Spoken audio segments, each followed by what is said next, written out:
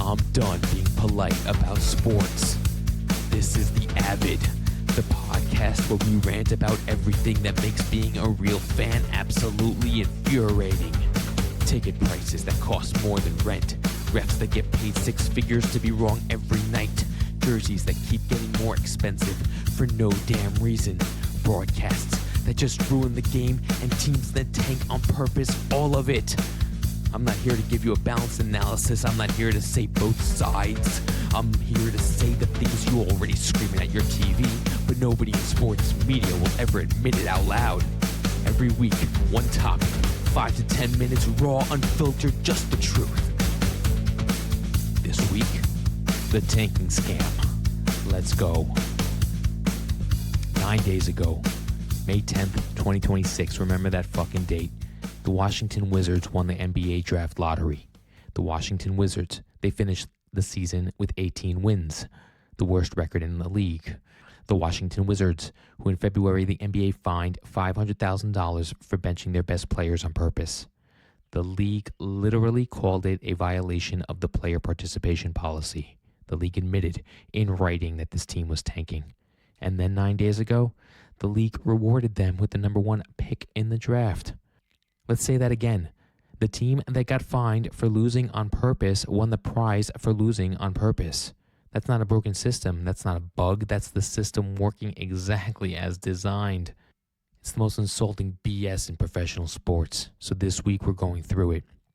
What tanking actually is, who does it, why the leagues secretly love it, and why the fines are a joke.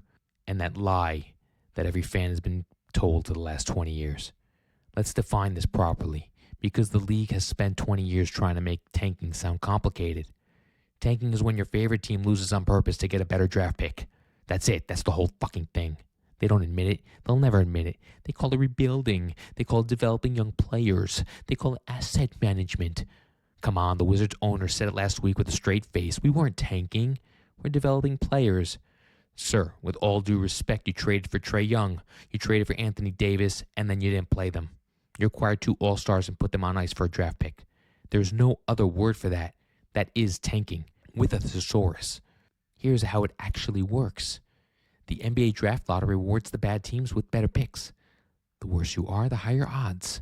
The top 3 picks in 2026, 14% chance to land the number 1 selection. Top 3 are reserved for 3 worst records in the league. So if you're a franchise without a star, if you're stuck in the mud, the math is brutally simple. You're more likely to find your next franchise player by being terrible than you are by being mediocre. A team with 30 wins gets nothing. A team with 18 wins gets 14% shot at the best player in the draft. The system is telling you to be worse, and the teams listen. Look at this past season. 1/3 of the NBA showed no interest in winning games. 1/3 of a professional sports league wasn't trying. Washington traded for Trae Young and Anthony Davis, didn't play them. Utah got fined for sitting Laurie and Jaren Jackson Jr. Memphis traded JJJ to Utah and slow played their injured players' returns. They demoted a kid named Ryan Rupert to the G League the morning after he had a 30-point triple-double. Chicago? Oh, God, the Bulls traded its entire veteran core for a roster with 7 guards. 7. They wanted to lose. And Indiana had 2 separate franchise worst losing streaks in the same season. And here's the part that should make you furious as a fan. You paid for this. You actually paid for this. You bought the tickets. You watched the broadcast. You wore the jersey. And the team you support just spent 6 months running their season into a wall on purpose.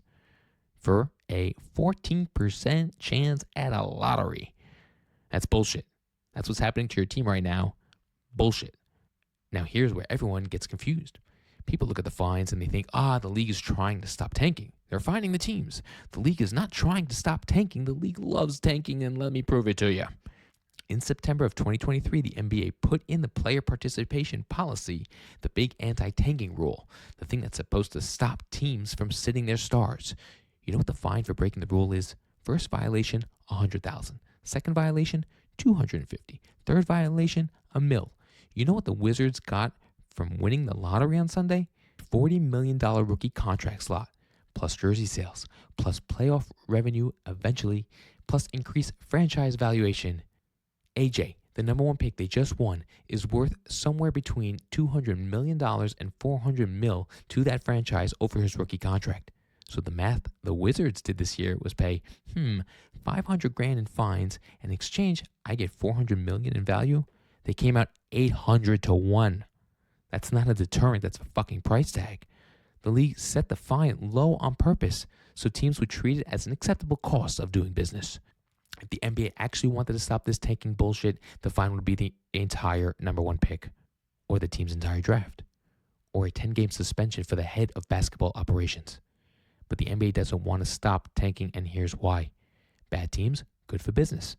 A team that's openly tanking generates more storylines than a team that's just bad by accident.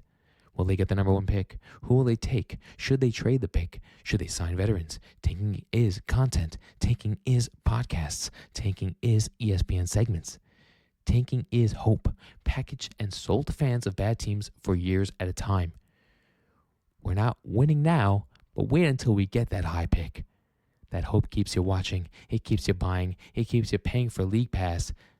The NBA has figured out that misery sold correctly and is more profitable than success. And the cherry on top, the lottery itself is a TV event. This year's lottery aired on ABC in prime time. People watched 14 ping pong balls bounce around for 2 hours, holding their breath over who gets the right to draft a teenager who hasn't played a professional minute yet. The reward for losing is now its own broadcast property. The league is not your friend. The league is selling you a lottery ticket, and the lottery ticket costs you a season of bad basketball. And there's nothing worse than bad basketball. Don't believe me? Look at who's winning championships in this league. The San Antonio Spurs tanked for years. They got Tim Duncan. Now they got Victor Wemby. How many championships? The Sixers tanked so hard for so long that their entire era was nicknamed the process. It was a literal multi-year tanking strategy, and the league quietly tolerated it. OKC, your reigning NBA champs. They didn't tank, but man, did they accumulate picks from teams who did. Shy. They got him in a trade for the Clippers. Chet Holmgren, drafted second overall after a 24-win season. Jalen Williams, drafted while OKC was deliberately bottoming out. The map to a championship in this league runs straight through tanking. Every front office knows it, every owner knows it, and every fan with a brain knows it. And here's what makes it fucking worse. The teams that don't tank get punished. The Pacers refused to tank for years. They tried to build a real team. They made the Eastern Conference Finals. But then their star, Tyrese, tore his Achilles in Game 7 of the NBA Finals last year. They lost their franchise player. So they decided this year, fine, we'll tank. They held a top 4 protected pick. They lost it. It landed 5th, went to the Clippers, and Indiana got nothing. The Pacers tried to be a good team. The league chewed them up. The GM, Kevin Pritchard, literally apologized to fans this week for the tanking outcome. Apologized for trying. That's the fucking system. Good teams get unlucky. Bad teams get rewarded. Mediocre teams get nothing. The only winning strategy is to be terrible. And the players, they know, the fans, they know, even the players' wives know. There's a reason every star player demands a trade out of every losing situation. They don't want to spend 3 years of their prime being told to lose. And the NBA knows the public is catching on, so they're proposing a fix. It's called the 3-2-1 lottery. Here's how it works. Instead of giving the 3 worst teams a 14% chance of the top pick, the new system gives them a lower chance than the teams just above them. It's called draft regulation. The 3 worst teams literally have their lottery balls removed. They can't pick higher than 12th overall. Sounds great, right? They're finally punishing tanking. Watch what's going to happen instead. This isn't going to stop tanking. It's going to move tanking. Right now, teams race to the very bottom. Under this new system, they'll race to the 4th worst record. The exact spot that win the best lottery odds.